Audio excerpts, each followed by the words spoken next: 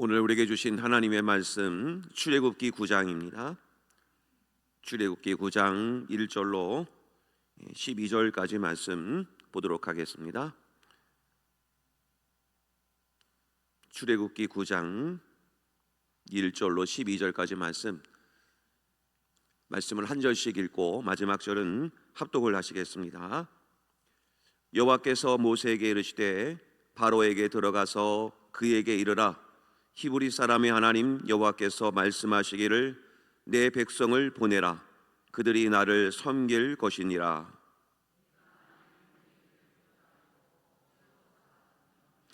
여호와의 손이 들에 있는 내 가축 곧 말과 나귀와 낙타와 소와 양에게 더하리니 심한 돌림병이 있을 것이며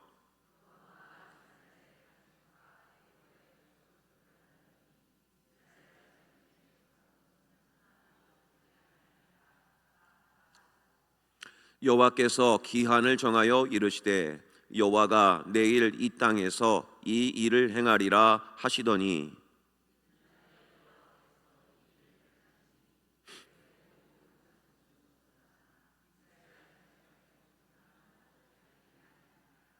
바로가 사람을 보내어 본즉 이스라엘의 가축은 하나도 죽지 아니하였더라.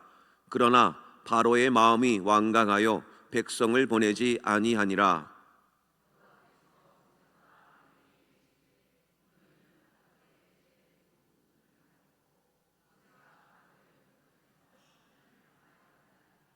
그 죄가 애굽 온 땅에 티끌이 되어 애굽 온 땅의 사람과 짐승에게 붙어서 악성 종기가 생기리라.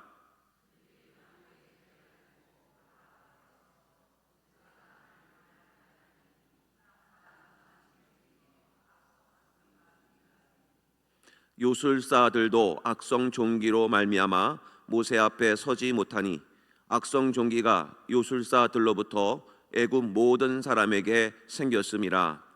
그러나 여호와께서 바로의 마음을 완악하게 하셨으므로 그들의 말을 듣지 아니하였으니 여호와께서 모세에게 말씀하신과 같더라. 아멘. 할렐루야. 오늘 오신 여러 성도님들, 또 하나님의 마음을 시원케 해드리는 우리 모든 성도님들이 되기를 주의 이름으로 간절히 축복합니다. 많이 더우시지요?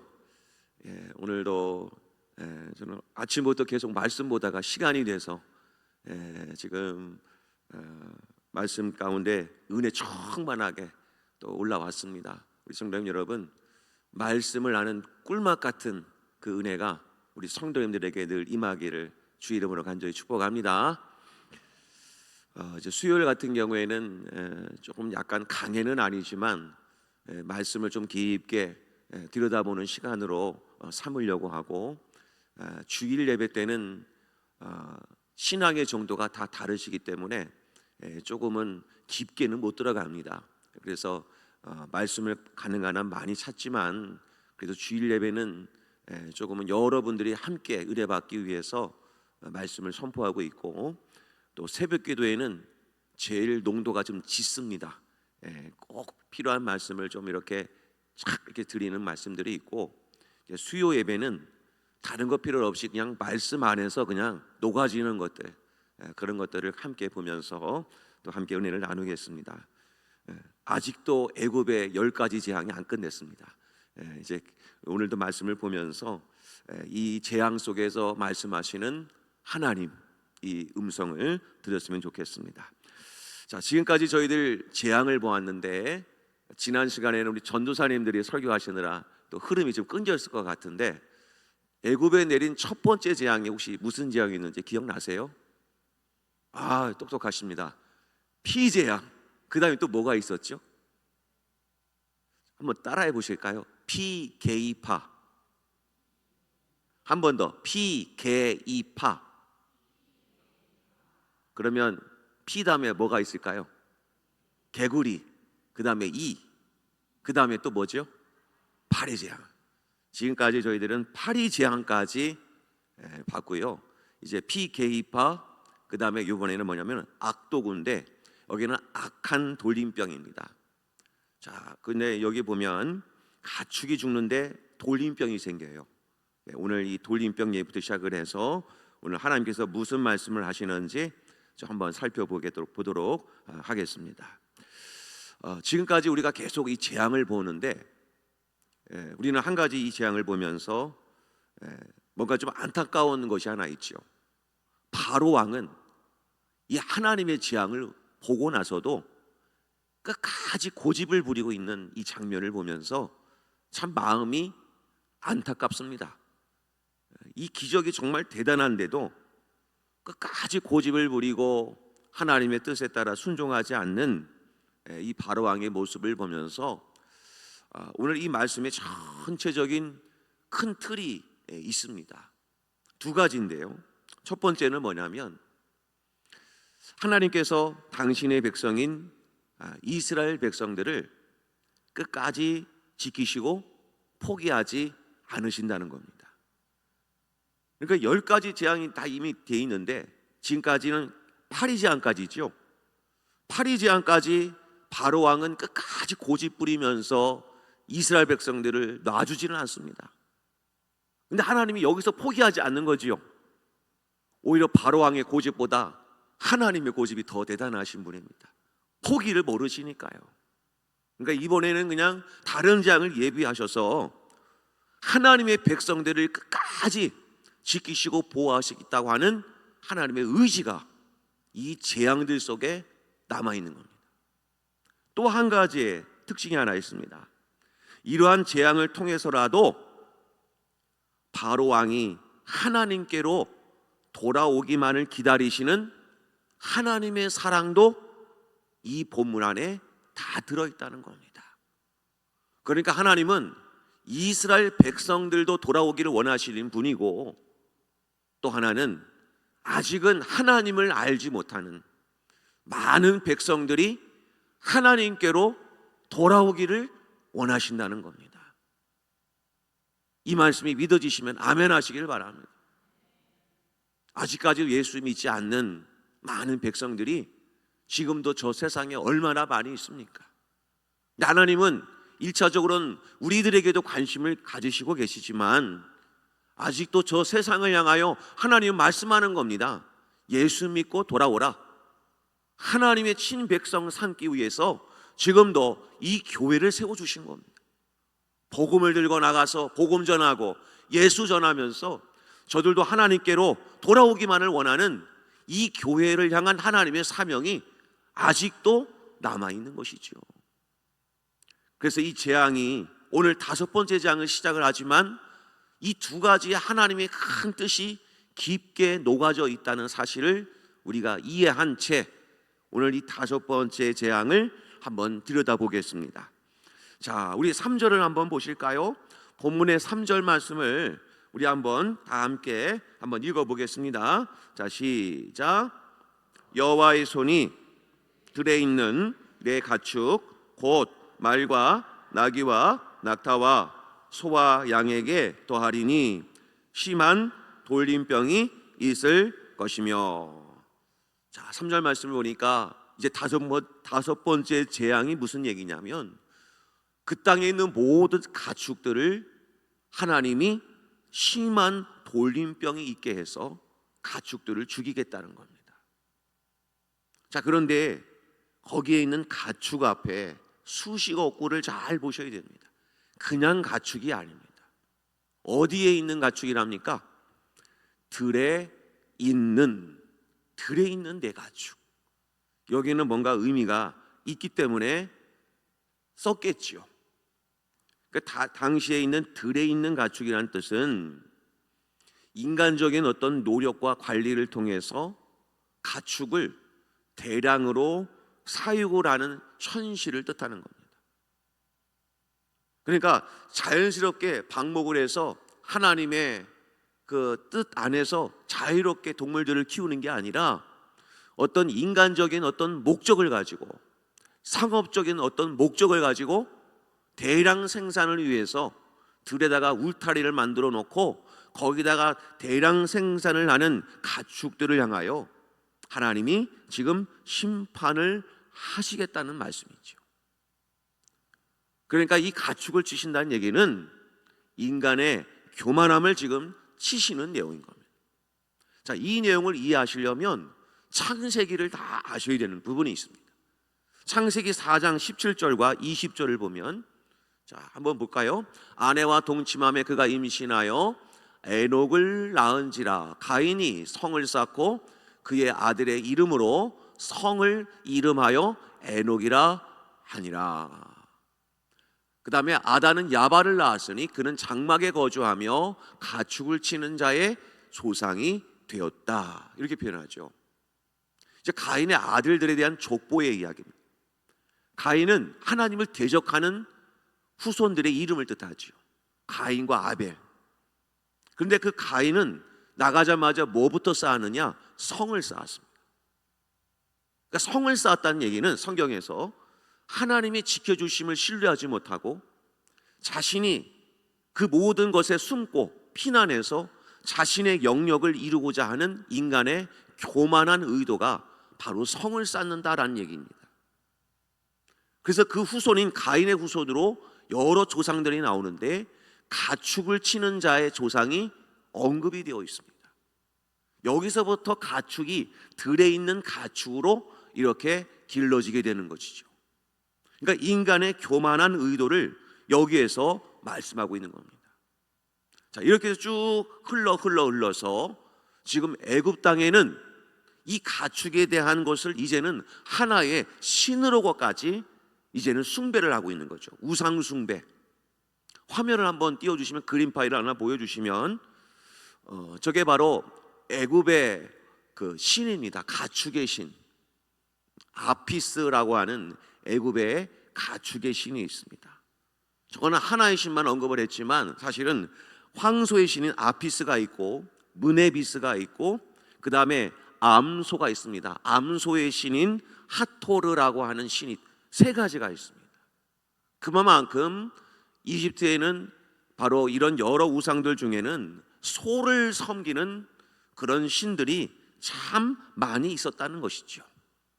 왜 이렇게 신을 많이 두었을까요? 자신들의 대량 생산을 유지하고 상업적 목적을 달성하기 위해서는 그 가축들이 잘 성장을 해야 돼요. 새끼를 잘 많이 낳고 건강하고 상품 가치를 크게 해서 자신들이 돈을 벌어야 되거든요. 그러니까 그들에게 맞는 신들이 각각 있었다는 것이죠. 자, 이제 그림을 내려주십시오. 그래서 하나님께서 들에 있는 가축의 재앙을 내리신 것은 이런 뜻입니다. 사람들의 먹고 마시는 문화와 물질적인 풍요에 대한 하나님의 심판인 것입니다. 그 물질과 번영과 풍성한 문화를, 그리고 그를 통해서 얻어지는 먹고 마시는 인간의 교만한 문화를 하나님이 심판하시는 내용이라는 겁니다. 그러면 이 재앙하고 오늘날에는 전혀 상관이 없는 내용인가 하는 것이죠. 오늘날에도 구제역, 조류독감 이런 바이러스로 인해서 전 세계가 타격을 입는 모습으로 나타나죠. 그러면서 대량 생산을 위해서 가축들을 한 곳에 가두어서 기르면서 발생하는 문제들이 곳곳에서 일어나고 있음을 우리는 알 수 있습니다. 그러니까 우리는 이 본문에 나와 있는 다섯 번째 재앙인 애굽의 재앙이 우리와 전혀 동떨어진 재앙이 아니라는 것을 또한 우리는 알 수가 있습니다. 우리는 그것을 신으로 받들지는 않지만 우리는 그 문화 속에서 살아가고 있습니다. 그러므로 하나님은 이 재앙을 통해서 우리에게 무슨 말씀을 하시는 것인가를 잘 귀 기울여 들을 수 있는 것이 지혜인 줄로 믿습니다. 그러나 이 재앙 속에서도 하나님은 특별한 은혜를 베풀어 주시죠. 본문의 4절 말씀을 보면 하나님께서는 이 재앙을 내리시는데 이스라엘의 가축에는 재앙을 내리지 않는 구별을 하나님이 해 주신다는 것입니다. 그러니까 여기에는 우리 모두는 다 죄인이지만 하나님께서 특별하신 은혜로 보호하심을 받는다는 사실이죠. 그럼 여러분, 우리들도 저 세상 사람들이나 우리나 별반 다를 게 없는 죄인들 아니겠습니까? 똑같은 죄인인데 그들과 왜 우리가 이런 다릅니까? 하나님의 특별하신 은혜 때문이지요. 우리는 이 은혜로밖에 설명이 안 되는 겁니다. 나 같은 죄인을 사랑해 주시고 나 같은 죄인을 예수님의 보혈로 이 모든 죄를 씻어 주시고 구원하여 주신 하나님의 은혜, 우리는 이 은혜를 달리 무엇으로 표현할 수 있겠습니까? 구별하여 세워주신 은혜, 이게 바로 구원의 밑그림을 보여주고 있는 이 가축 재앙을 우리는 알 수가 있죠. 자, 심지어 본문 5절 말씀을 보면 바로 왕에게도 기회를 주십니다. 무엇이냐면 5절 말씀을 보십시오. 5절에 뭐라고 되어 있냐면 기한을 정하여서, 그냥 바로 그냥 재앙을 내린 게 아니라 기한을 정하여 언제? 내일 이 땅에서 내가 이렇게 가축들을 다 죽일 것이다 라고 하나님이 선언하십니다. 그러면 지혜 있는 자라고 한다면 내일 그런 재앙이 있을 거니까 어떻게 하면 될까요? 오늘 돌아오면 되는 거예요. 오늘 하나님께로 돌아오면 되는데 바로 왕은 끝까지 고집을 부립니다. 그래서 결국 본문과 6절과 7절 말씀을 보면 하나님께서 심판을 행하셨고 이스라엘 가축은 단 한 마리도 죽지 않을 뿐더러 애굽 나라에 있는 모든 가축은 심한 돌림병으로 가축들이 다 죽고 말았어. 심한 경제적인 손실을 겪게 됩니다. 이런 어려움 가운데서도 바로 왕은 자신의 경제력에 이렇게 큰 손실이 일어났는데도 슬퍼하거나 걱정하는 기색은 전혀 보이지가 않습니다. 누가 잘못되든 누가 죽든 아무 상관이 없는 바로왕, 그의 교만함을 하나님이 보시지요. 끝까지 고집하고 있는 바로왕의 모습을 볼 수가 있습니다. 자, 이번에는 이것도 안 되니 하나님이 포기하지 않습니다. 이번에는 6번째 재앙이 내리게 됩니다. 악성 종기가 이제 그 땅에 창궐하게 될 텐데, 자, 본문의 8절 말씀을 한번 보시겠습니다. 본문의 8절 말씀, 자, 같이 한번 읽겠습니다. 자, 시작. 여호와께서 모세와 아론에게 이르시되 너희는 화덕의 재 2움큼을 가지고 모세가 바로의 목전에서 하늘을 향하여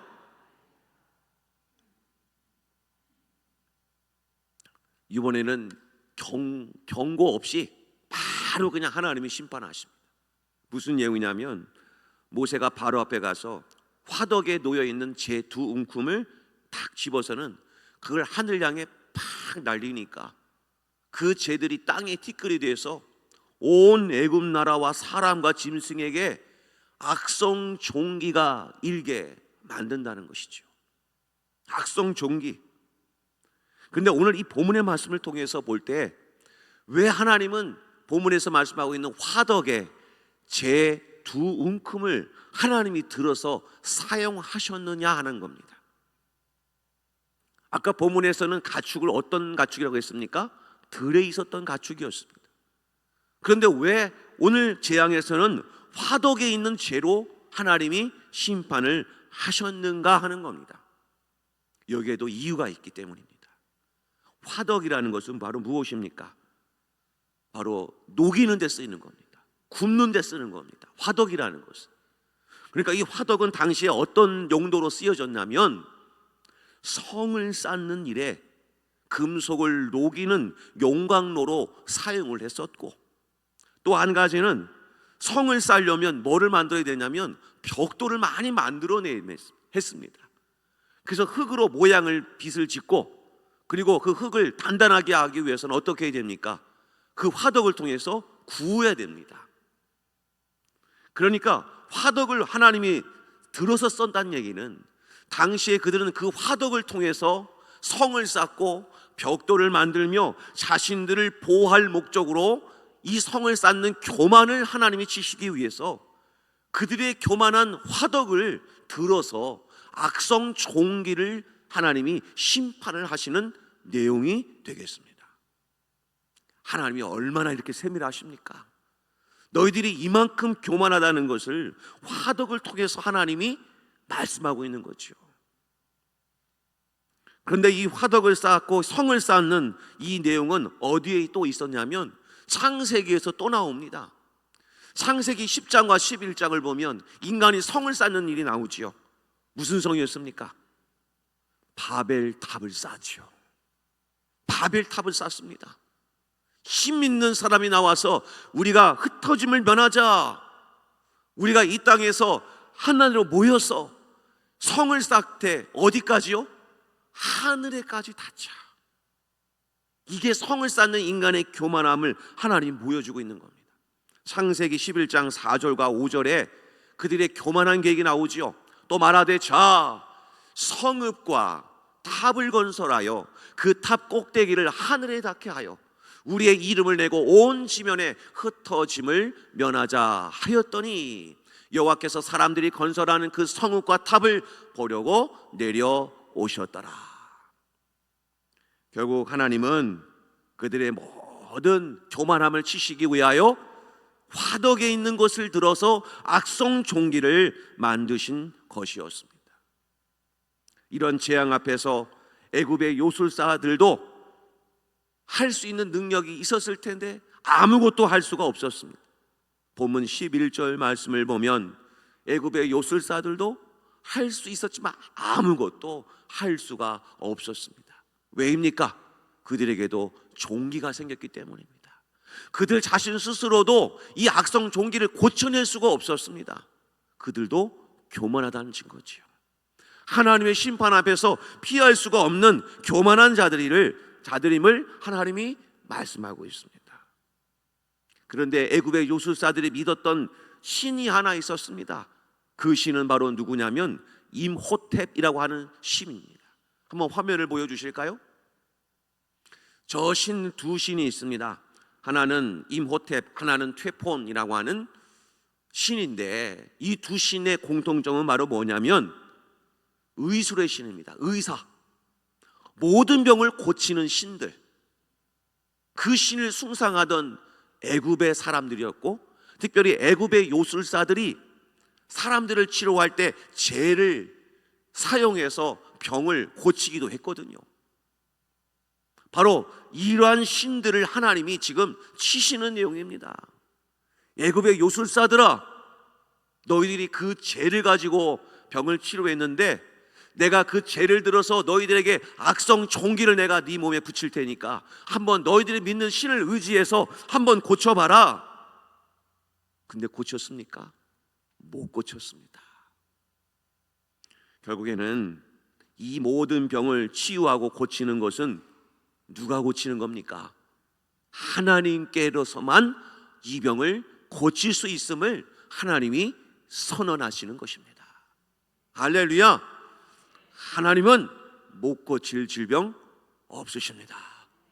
하나님께 그 은혜를 구하십시오. 다른 이방신 숭상에서 고칠 병 아닙니다. 하나님께 엎드리시면 되는 겁니다. 하나님께 그 은혜를 구하시기를 바랍니다. 시편 50편 15절에 하나님 말씀합니다. 환난 날에 나를 부르라. 내가 너를 건지리니 네가 나를 영화롭게 하리라. 하나님 부르십시오. 하나님께서 건져주실 것입니다. 그럼에도 바로왕은 이번 두 번째 재앙에서도 역시 마음이 완악해져서 이스라엘 백성을 보내지 않습니다. 이렇게 끈끈한 고집을 부리고 있는 애굽의 바로왕, 정말 이 바로왕도 대단한 것 같습니다. 우리들의 어떠면 교만함처럼요, 끈질긴 교만함. 그런데 이번에는 하나님이 이제는 이에 종합 선물 세트인 우박을 하나님이 준비하고 계십니다. 오늘의 7번째 재앙인 우박을 보여주십니다. 17절 18절 말씀에서 하나님이 그 재앙을 보여주십니다. 내가 여전히 내 백성 앞에 교만하여 그들을 보내지 아니하느냐? 내일 이맘때면 내가 무거운 우박을 내리니 애굽 나라가 세워진 그날로부터 지금까지 그와 같은 일이 없었더라. 이번에 우박이 내리면 어떻게 될까요? 그 땅에 살고 있었던 들에 있는 가축은 어떻게 될까요? 다 죽고, 가축뿐만 아니라 뭐가 소래 볼까요?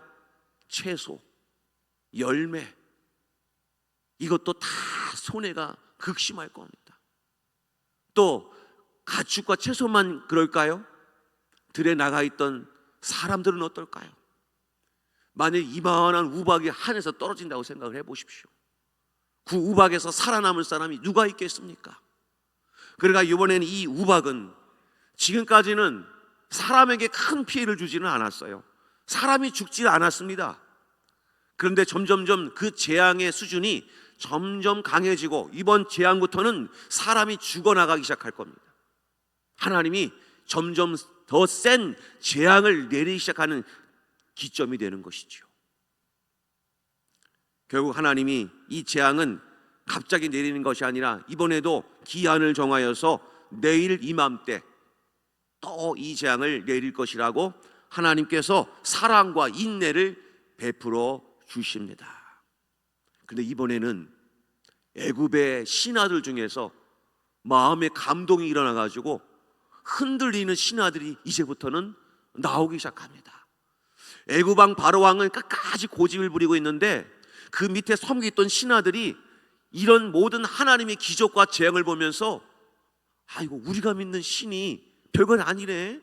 저 이스라엘 백성들의 여호와 하나님이 정말 살아계신 것 같아. 뭔가 마음이 흔들리기 시작하는 마음의 변화가 일어나기 시작을 합니다. 본문의 20절과 21절 말씀을 같이 한번 읽어보겠습니다. 자, 시작. 바로의 신하 중에 여호와의 말씀을 두려워하는 자들은 그 종들과 가축을 집으로 피하여 들였으나 여호와의 말씀을 마음에 두지 아니하는 사람은 그의 종들과 가축을 들에 그대로 두었더라. 이번에는요, 하나님의 말씀을 두려워해서 그 마음에 둔 사람들은 이방인이라 할지라도 하나님께 순종하는 마음으로 그 모든 것을 다 집으로 피하여서 다 들여놨습니다.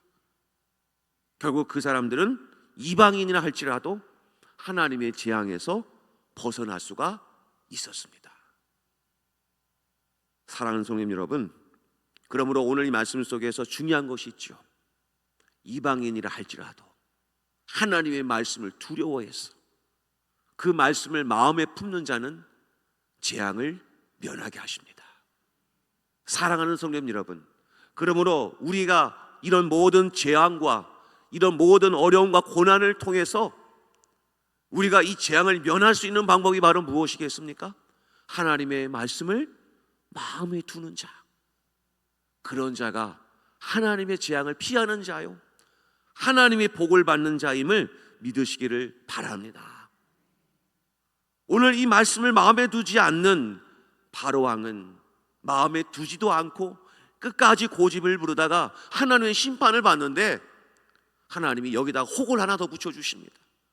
우박을 내리면서 또 무엇도 내리게 하십니까? 하늘에서 불까지 내리게 하십니다. 하늘에서는 불도 떨어지고 우박도 떨어지고 정말 난감했을 것입니다. 이 불과 무향불도 내리고 큰 우박이 떨어지니까 짐승, 사람 할 것 없이 채소와 모든 나무까지 다 꺾어버려졌습니다. 이 경제적 손실은 얼마나 크겠습니까? 그런데 본문 26절 말씀을 보실까요? 이런 우박과 불이 내려지는 가운데 26절, 한 땅에는 하나님의 재앙이 내리지 않습니다. 26절을 보겠습니다. 26절입니다. 자, 시작. 이스라엘 자손들이 있는 그곳 고센 땅에는 우박이 없었더라. 할렐루야.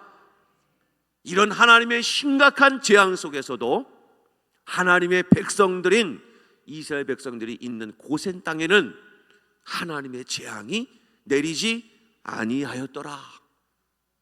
사랑하는 성도님 여러분, 우리 시온성교 안에는 모든 병마와 모든 재앙이 다 예수의 이름으로 떠나가기를 주님의 이름으로 간절히 축복합니다.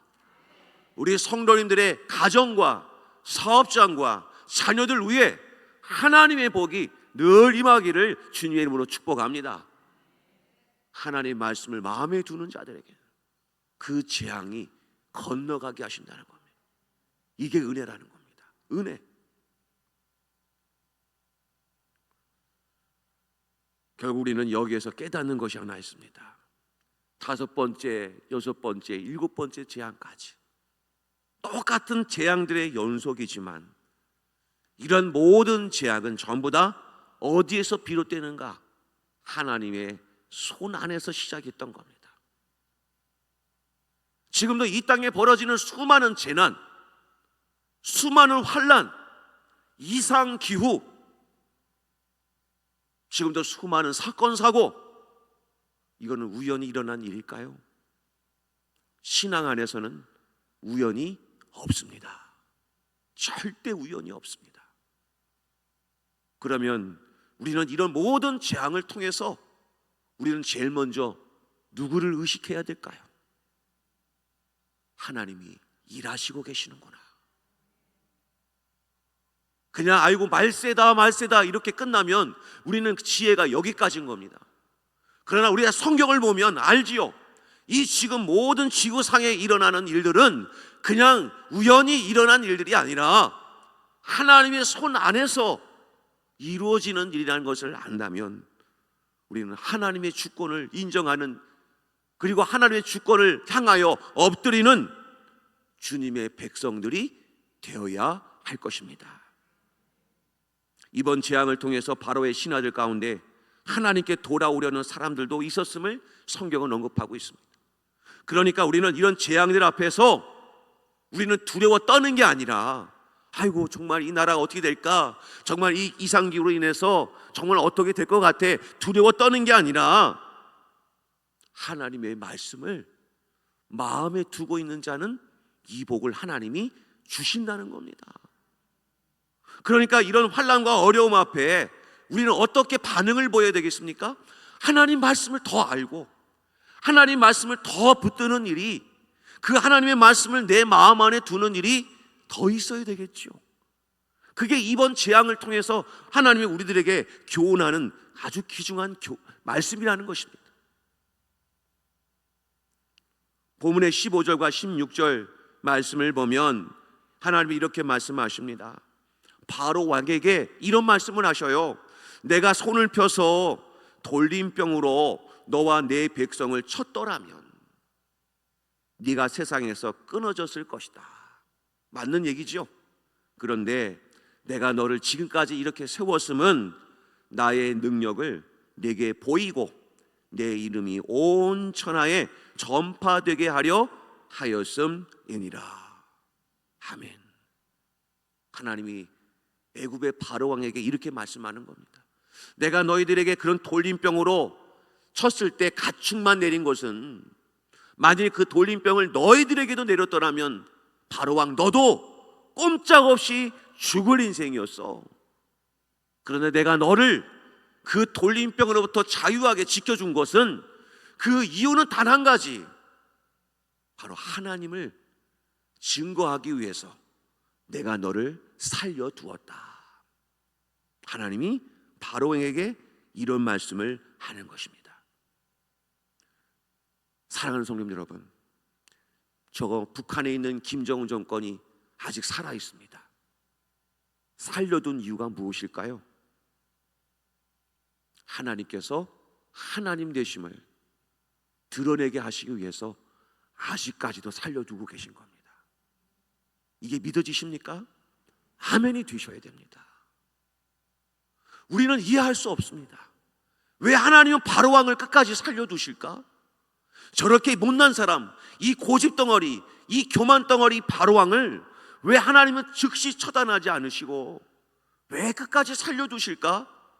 우리는 이해할 수 없지만 하나님의 분명한 계획이 이 속에 나와 있습니다. 저 이방 나라인 왕도, 저 세상 나라에 있는 수많은 대통령과 수많은 이방 나라 정치인들도 하나님이 왜 저들을 살려주시는가? 그것도 하나님의 뜻이라는 겁니다. 하나님의 하나님 되심을 증거하게 하시기 위해서. 그러므로 우리는 이 모든 사건과 사고를 우리는 다 이해할 수는 없지만 우리는 이 본문을 통해서 한 가지 확실한 것이 하나 있습니다. 하나님의 말씀을 두려워하여 마음에 두면 이런 모든 사건 사고 속에서도 하나님이 우리를 지켜주신다는 것은 우리는 알 수 있습니다. 그러면 오늘 본문에서 다른 건 다 잊어버리셔도 좋습니다. 오늘 한 가지 이것만은 기억하고 가십시오. 하나님의 말씀을 마음판에 새기자. 그게 복이구나. 어떤 재앙이 일어나든 그건 상관없습니다. 왜입니까?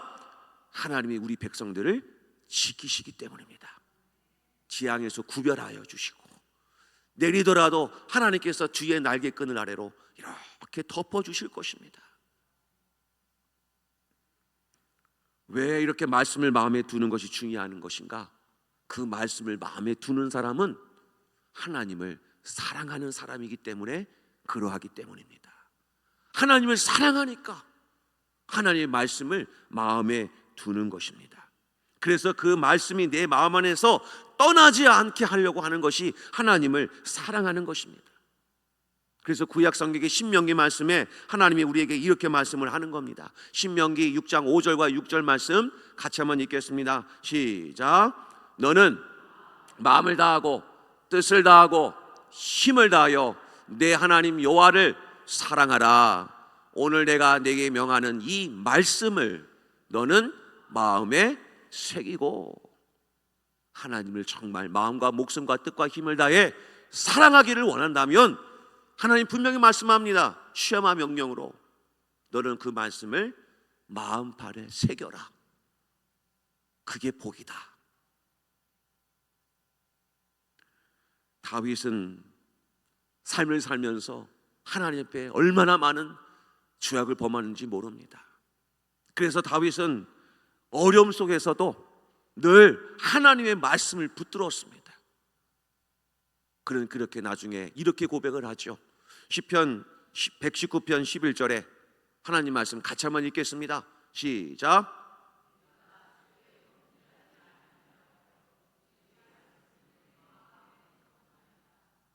내가 주께 범죄하지 아니하려 하였고 주님의 말씀을 내 마음에 항상 두었나이다. 다윗도 그런 말씀을 붙들며 살았습니다. 그러므로 우리들도 하나님의 말씀을 붙들며 살아야 됩니다. 그래야 하나님 그게 사랑하는 것이고 그런 모든 재앙 속에서 하나님의 지키심과 보호하심의 은혜를 누리는 방법이라는 것입니다. 그래서 예수님은 말씀을 붙드는 삶이 나의 제자가 되는 길이라고 말씀하셨습니다. 요한복음 15장 7절과 8절 말씀입니다. 이 말씀을 읽고 마칩니다. 같이 한번 읽겠습니다. 시작.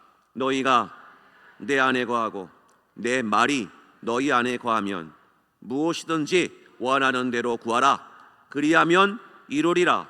너희가 열매를 많이 맺으면 내 아버지께서 영광을 받으실 것이요 너희는 내 제자가 되리라.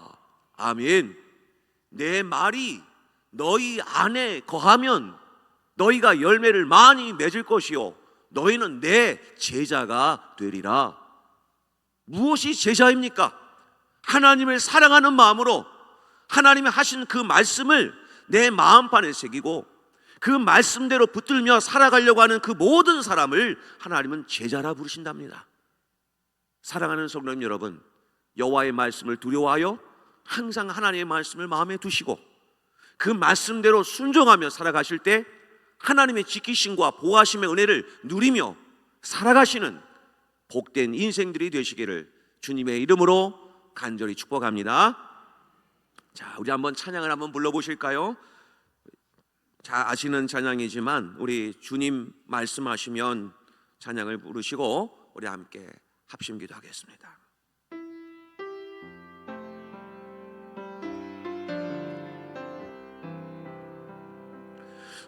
주님 말씀하시면 내가 나가리다. 주님 말씀이 아니면 내가 멈춰서리다. 나의 가고 서는 곳 주님 뜻에 있으니 오 주님 나를 이끄소서. 주님 말씀하시면 내가 나가리다.